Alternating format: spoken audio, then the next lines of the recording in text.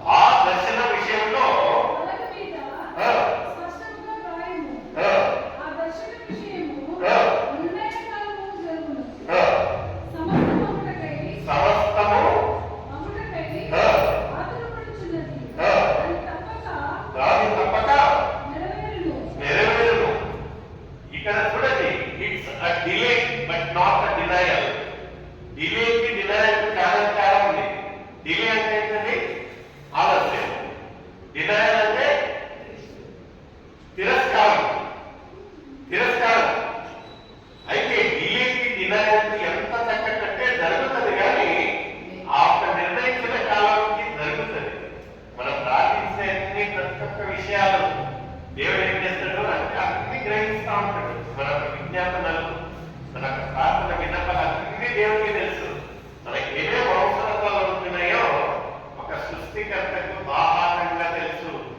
ఆయన ఏమంటాడుతున్నానంటే నీ పేరును నేను నా ఒక అరిచేతిలో ఏం చేస్తున్నంట చెక్కుకున్నాను, మరిగిపోతానేమో, నా పేరు చక్కగా ఉంటున్నది. ఆయన ఒక అరిచేతులలో కుమార్ అనేది, కుమారుకు కావాల్సిన అవసరతలు మొదలు ఆలోచించుతాను, నేను మర్చిపోను నిర్ణయించిన కాలానికి. ఆ కాలం వచ్చినప్పుడు అయితే మనం ఏం చేయాలంటే ఏం చేయాలండి, వేచి ఉండాలి. విశ్వాసంతో వేచి ఉండటం గురించి యాకోబు రాసిన పుస్తకాల్లో చూసినట్లయితే యాకోబు 5వ అధ్యాయము 7వ వచనంలో ఎంత చక్కటి మాట చూడండి. యాకోబు 5వ అధ్యాయము 7వ వచనం, సహోదరులారా ప్రభు రాకడ కొరకు ఓపిక కలిగి ఓపిక మన కాలం ఏంటి ఏంటంటే ఓపిక, ఓర్పు కదా. ఏమంటారంటే సహోదరులారా దేవుని రాకడ కొరకు మీరు ఏం చేయాలి, ఓపికతో. ఎలా ఉండాలని ముందు చదవండి, అదే చదవండి. చూడండి, ఓపిక కలిగి ఉండండి. వ్యవసాయకులు తొలకరి వర్షం ఎలాంటి ఒక వ్యక్తి మనం ఓపిక కలిగి ఉండాలంటే ఒక వ్యవసాయకుడు అంటే ఎవరండి,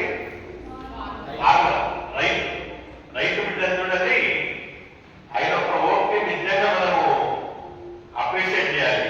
ఎందుకంటే ఆయన ఏం చేస్తాడంటే ఆ కాలం వచ్చేంత వరకు ఏం చేస్తాడు, వేచి ఉంటాడు. లేదు నేను లేచాను, నాకు పని చేయబుద్ధి అని పోయి పని చేస్తే పని చేసినట్టుంటది, కానీ దానికి బలాలు రావు. మనం ఎనర్జీ ఉంది, నేను చెయ్యాలని చేస్తే చేసుకో. అయితే దేవుడి చిత్త ప్రకారం ఉంటున్నావా లేదా అనేది మనకు తెలియదు. ఇక్కడ ఎంత చక్కగా ఒక రైతు బిడ్డ గురించి ఏమంటా ఉంటున్నాడంటే ఆ కాలం కొరకే ఎలా వేచి ఉంటున్నాడో మనం వేచి ఉంటున్నామా, అలా ఎలా ఉంటున్నది అది. ఎందుకంటే after is waiting for every season. Every season అంటే మనకు కొన్ని మందికి ఏంటంటే వర్షాకాలం అంటే గిట్టదు.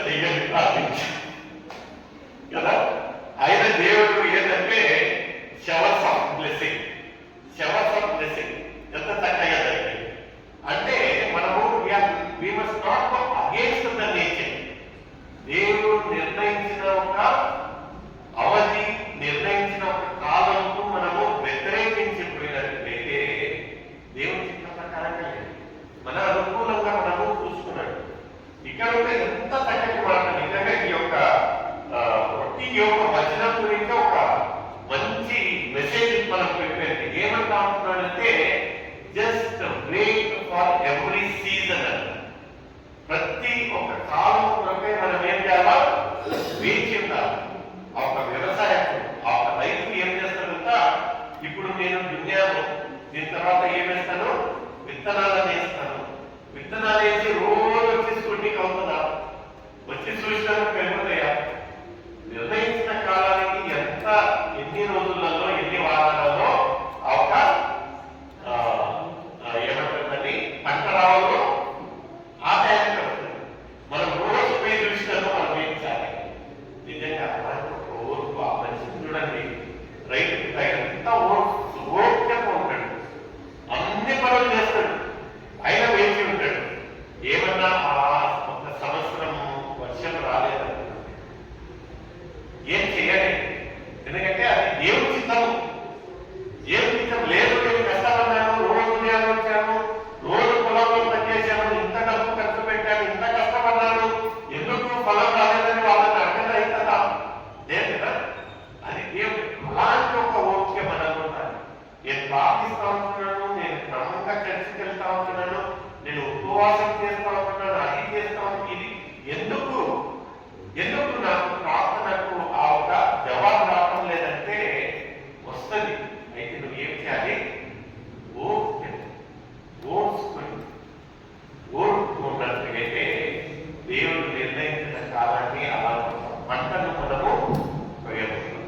నిజంగా ప్రియమైన ఎలా ఉంటున్నది మనం ఒక ఆలోచన, ఒక విశ్వాసిగా ఉండాల్సిన ఒక లక్షణం, ఉండాల్సిన ఒక క్యారెక్టర్ మనం ఉంటున్నాం. నిజంగా అలాంటి ఒక విశ్వాసం ఉంటున్నదా? లేకపోతే దేవుడి పైన ఆ ఒక భారంతో ఉంటున్నామా? లేకపోతే అలాంటి ఒక ఓర్పుతో ఉంటున్నామా అనేది ఒక ప్రశ్నని నాకు అవుతుంది. అదే రీతిగా మనం ఏం చేస్తామంటే 2 నిమిషాలు చూస్తాము, ఒక రోజు చూస్తాము, 2 రోజులు చూస్తాము, తర్వాత ఏంటంటే దేవుడి చిత్తాన్ని పక్కన పెడతాము. ఏం చేస్తాము? మన చిత్తమే కదా.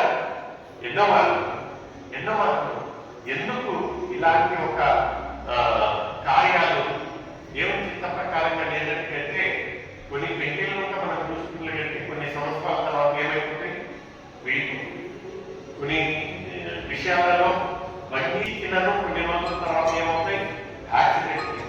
కొన్ని ఇళ్లలో మనం చూసినట్లయితే కొనుక్కున్న కొన్ని రోజులకు అక్కడ లేని సమస్యలన్నీ వస్తాం. ఎందుకంటే దేవుని చిత్త ప్రకారంగా లేవు. మనం ఏంటంటే మన ఒక ఇచ్చాలను, మన ఒక కార్యాలను జరుపుకొని మనం ఏం చేస్తామంటే జంప్ చేస్తాం. తర్వాత చూద్దాం, దేవుడి చిత్తం దేవుడు చేయి వదులుతారా ఒక్కసారి చూస్తాం. కొన్ని మంది ఏమంటారంటే గాలిలో దీపం పెట్టి ఎత్తాలి కదా. మనకు తెలుసు గాలిలో దీపం పెట్టి ఏమవుతుంది? అయినది మనం ఏం చేస్తామంటే కొన్నిసార్లు వేదాలమై ఏం చేస్తామంటే దేవునికి వ్యతిరేకమైన క్రియలను చేయాలి. అదే మనం చూసినట్లయితే సామెతలు 25వ అధ్యాయము 8వ వచనంలో ఏమవుతున్నదండి? బుక్ ఆఫ్ ప్రొవర్బ్స్, నేను గమనిస్తున్నాను. Book of proverbs 25th chapter 8th verse. సామెతలు 25వ అధ్యాయము 8వ వచనం. ఆలోచన లేక ఏం లేకుండానండి? ఆలోచన లేక అంటే తొందర వాటిలో మనం ఏం చేస్తామంటే తాగుతుంటే అని పోతాము, అక్కడ యావత గొడవ జరుగుతుంది, అనుకూలంగా జరగవు. ఏదో ఒకటి జరిగిన తర్వాత దేవా ఎంత జరిగింది. ఎంత చక్కటి మాట సభమా. ఆలోచన లేక కోపము నీ పొరుగువాడు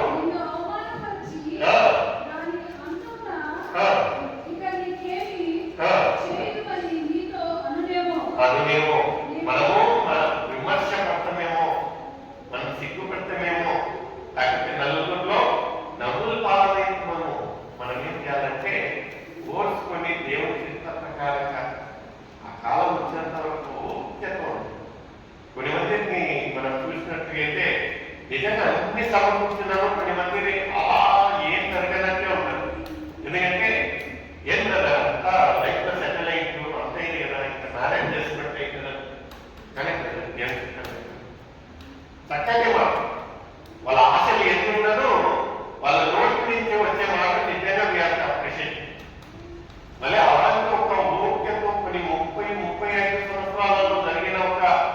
పెళ్లి యొక్క చూసామంటే ఎంత చక్కటి ఎంత చక్కటి మ్యారేజ్ నిజంగా అప్పుడు అనిపిస్తుందేమో కదా ఏమంటే దాన్ని లేట్గా అయినాడు లేటెస్ట్గా అయినాడు కదా నిజంగా దేవుడు నిర్ణయించిన కాలం మనం ఏం చేస్తామంటే సుందరబాటులో ఒక్కొక్కరు ఎవరో నవ్వులాటలో ఏమన్నారంటే పెళ్లి మరి మొబైల్ ఎప్పటికీ ఆకులంతలో కొనుక్కోకూడదు. ఎందుకంటే మొబైల్ ఈ రోజు కొనుక్కున్నాం అనుకోండి 6 నెలలకు దానికి డబుల్ వర్షన్ వచ్చేస్తుంది, లేటెస్ట్ వర్షన్. ఈ యొక్క మనం తొందరగా చేసుకున్నాం అనుకోండి, తర్వాత వేరే కులం పెళ్లి చేసుకుంటా అంటే వాళ్ళని తెలిసి మనము అసహ్య అనేది భారం అనేది తప్పితే వేరే చేస్తారు. ఏం చేయాలంటే దేవుడి చిత్తానికి వదిలేయాలి. దేవా నీ చిత్తమైనట్టు. ఎందుకంటే మనం సిగ్గుపాటు పడాలి, నలుగురిలో నవ్వులు పాల్గొంటారు. ఎందుకంటే దేవుడు మనల్ని అలాగా ఉంటుందని కానీ రేపు కాదు మన ఫ్యామిలీలో ఏమన్నా అలసరి జరిగింది, మనో విషయంలో అలసరి జరిగిందంటే మనం ఒక తొందరపాటు పోవాలన్నారు. కానీ వాళ్ళు ఏమంటారంటే దేవుడిలో ఉండే ఒక వ్యక్తి చూడు ఎలా ఉంటున్నాడు, ఎంత విమర్శ అనేది మనకు కాదు, ఎవరికి మన ఒక సృష్టికర్తకు సిగ్గుపాటుతాయి. నిజంగా ఎలా ఉంటున్నారు మన ఆలోచన. దీంట్లో మనం చూసినట్లయితే ప్రసంగి 12వ అధ్యాయము 12వ వచనం. ఎందుకంటే మన ఒక నిర్ణయం ఎంత ఆలోచన అనేది ఉండదు, ఎవరు ఏం చెప్తే అది. 12వ అధ్యాయం 12వ వచనంలో ఏమంటున్నారండి?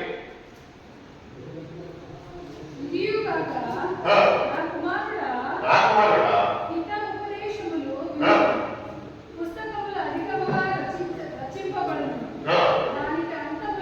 దానికి అంతము లేదు. ఎందుకంటే కొన్ని మంది 4 అక్షరాలు చదివారనుకోండి, ఇంకా నా అంతులు లేరండి. అందుకే మా అమ్మాయి ఎప్పటికి ఒక మాట అనేది చదివినందుకంటే సాకల్లో తెలియదు. ఎందుకంటే మనం ఏం చెప్పినారో మీరు అంత చదువుకున్నారా, నాకు తెలుసు నేను చదువుకున్నాం అంటాం. కానీ ఆఖరిలో ఏమవుతుందంటే ఆ సాకలో ఉన్న ఒక లెక్కలు మనకు రావు. మనం వాళ్ళతో మొబైల్ ఓపెన్ చేసుకుని క్యాలిక్యులేటర్ స్టార్ట్ చేస్తాం. 12 జతలు ఇచ్చారు, ఎంత ఒక జత ఇంత ఎంత వాళ్ళు అడగండి, వాడు పక్కన చెప్పేస్తాడు. అలా 4 షర్టులు 4 ప్యాంట్లు ఇంత అయినట్టు. అప్పుడు మనం ఎంత చదువుకున్నదో ఎవరు వేలంతా నిజంగా ప్రియమైన ఇక్కడ మన యొక్క చదువు మన జ్ఞానం ఉందంటే మన స్వయ ఆలోచన పైన మనం ఎప్పటికీ ఆధారపడదు. దేవుని యొక్క చిత్తం ఏమవుతుంది, దేవుని యొక్క నిర్ణయం ఏమవుతుంది, నిజంగా దేవుని హితకరంగా ఉంటున్నదా, దేవుని ఉద్దేశం ఉంటున్నదా లేదా. మనం ఏం చేస్తామంటే ఎవరు చెప్తే వాళ్ళ మాట వినదే. అదే రీతిగా మనం ప్రసంగి 14వ అధ్యాయము 15వ వచనంలో ఉన్నట్లయితే కొన్ని దేవుడు మనకు ఒక మినిమం ఏమి ఇచ్చిందండి, జ్ఞానం ఇచ్చాడు. ఏది సరి ఏది తప్పలేదు మనకు ఆలోచన చేయాలి. ఎవరో అందరూ చెప్పారు, ఏం చెప్పినారు వినడమే. ఏమంటున్నారు అనేది 14వ అధ్యాయము 15వ వచనం సామెతలు 14:15.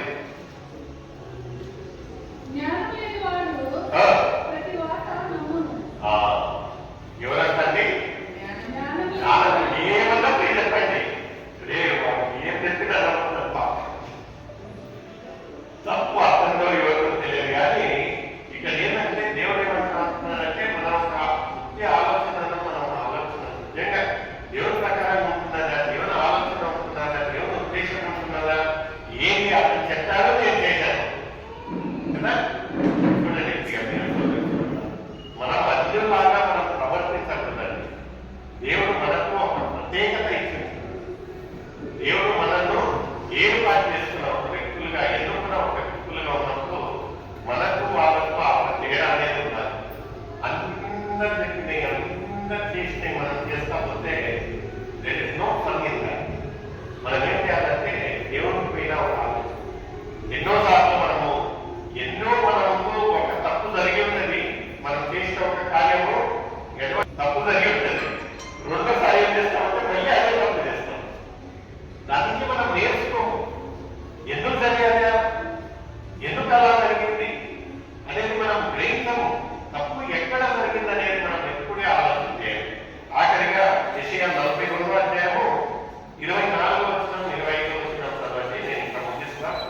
నిజంగా దేవుడు ప్రతి ఒక్కరు failures are pillars of success అంటారు. అంటే తప్పులు ప్రతి ఒక్కరు జరిగే సహజం. అయితే ఆ తప్పుల నుంచి మనం ఏం నేర్చుకోపోతా ఉంటున్నాము, దేవుడు దాని నుంచి పోతా ఉంటున్నాడు. ఆ తప్పు జరగాల్సిన విషయం ఏమైంది, తప్పు ఎందుకు జరిగింది అనేది మనం ఆలోచించాలి. 42వ అధ్యాయము 24వ వచనం చదవడం. యెహోవాకు ఏం చేశారంట? దేవునికి విరోధంగా, ఆయాసకరంగా, అసహ్యకరంగా క్రియలు ఏం చేశాము? మన మధ్య పాపం చేశాము కనుక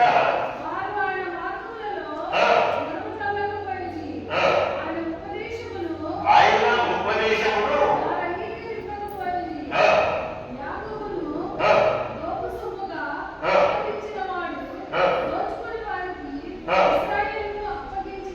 దోచుకున్న వారికి ఎవరిని అప్పగించాలంట? ఇశ్రాయేలు దేవుని జనాంగాన్ని ఎవరు అప్పగించాలంట? దోచుకునే వారికి దేవుడే. ఇదేంటి వింత? ఇదేం వింత? దేవుడు ఇశ్రాయేలులను అందరి నుంచి కాపాడాలి కానీ ఇక్కడ ఏం చేశారంట? ఆ దోచుకునే వారికి ఎవరు అప్పగించారు? దేవుడే అప్పగించారు ఇశ్రాయేలులను. ఎందుకు అప్పగించాడంటే మనము పైనుంచి చదువుతా ఉన్నాం. ఏదంటే దేవుడు చూపించిన మార్గంలో నడవక, దేవుడు చెప్పిన మాటలను విధేయతగా వినక, ఆయనకు అన్ని వ్యతిరేకంగా క్రియలు చేస్తే 25వ వచనంలో ఏం చేసింటున్నారు? కావున ఆయన వారి మీద కోపాన్ని అందుకు మన జీవితాలలో ఆలోచని ఎడబెట్టు ఏది అన్ని వ్యతిరేకమైన కార్యాలు ఎందుకు జరుగుతా ఉన్నాయి అంటే అయ్యి దేవుని చిత్త ప్రకారంగా మనము నడవటం లేదు. దేవునికి వ్యతిరేకంగా మనం నడుస్తూ ఉన్నాము. దేవునికి ఆయాసకరంగా మనం జరుగుతూ ఉంది. అందుకని ఆ ఒక ఇశ్రాయేలులను ఎవరైతే కాపాడే ఒక పనిగా ఉంటున్నారో దేవుడిని ఇప్పుడు ఆ దోచుకునే వారికి ఎవరు అప్పగించారంట? దేవుడే అప్పగించారు. ఎందుకంటే వీళ్ళను అక్కడి నుంచి ఆ బంధకం నుంచి విడిపించి తీసుకొని వస్తే వీళ్ళు ఏం చేశారు? తిరుగుబాటు, దేవుడికి అవిధేయతగా జీవించినందుకు నిజంగా ప్రియమైన సోదరులు, దేవుడు మనల్ని ఎలాంటి పరిస్థితుల నుంచి కాపాడుతున్నాడు, ఎలాంటి ఒక స్థితిగతులను మార్చేస్తున్నాడు, ఎలాంటి ఒక స్థితి నుంచి ఎలాంటి ఒక స్థితికి తెచ్చుంటున్నాడు. అయితే మనం దేవుని గ్రహించకుండా, ఆయనను కొనియాడకుండా, ఆయనను స్తుతించకుండా మనకి ఇష్టం వచ్చినట్టు మనం చేసినట్టుగా అయితే ఇక్కడ ఇశ్రాయేలులను ఎవరైతే ఆ దోచుకునే వారికి అప్పగించినట్లు మన యొక్క జీవితాలను దేవుడు అప్పగించినట్లుగా అయితే చాలా దూరమైన పరిస్థితి. అలా చేయదు. ఆయనకు ఒక హెచ్చరిక నీకున్నాడు. ఏముంటుందంటే ఎలా ఉంటుందని మనం రాత్రి నిజంగా మనం దేవునికి హత్తుకొని జీవిస్తా ఉంటున్నాం, దేవుని చిత్త ప్రకారంగా జీవిస్తా ఉంటున్నాం. లేదంటే ఇదే అనుకూలమైన సమయం, ఇదే రక్షణ దినం. మనం కనిపిస్తున్నాం. ఎవరికి ఏదో ధన్యత దేవుడు నీకు నాకు ఇస్తున్నాడు. దేవాదేవుడు నీకు నీ యొక్క చిత్త ప్రకారంగా లేనేమనగా దయచేసి పరీక్షించండి, పరిశీలించండి, పరిశోధించండి. నా ఒక పాపలను, నా ఒక పాపాలను ఆలకించండి, నా ఒక మొరలను ఆలకించండి, నా కొరతలను తీర్చండి.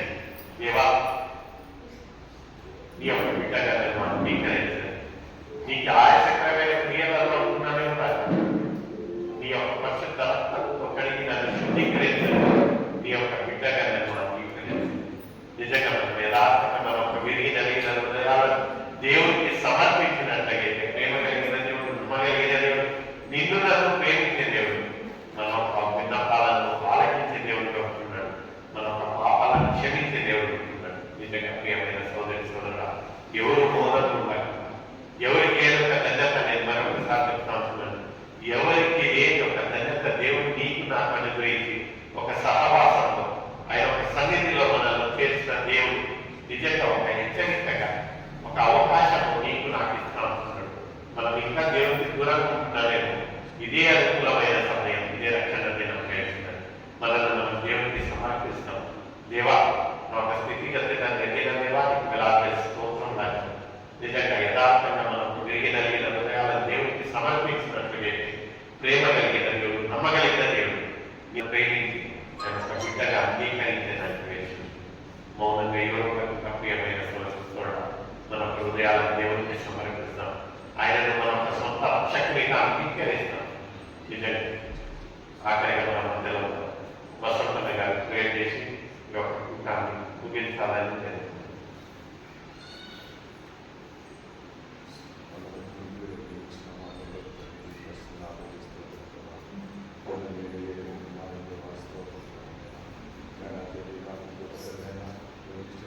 Grazie.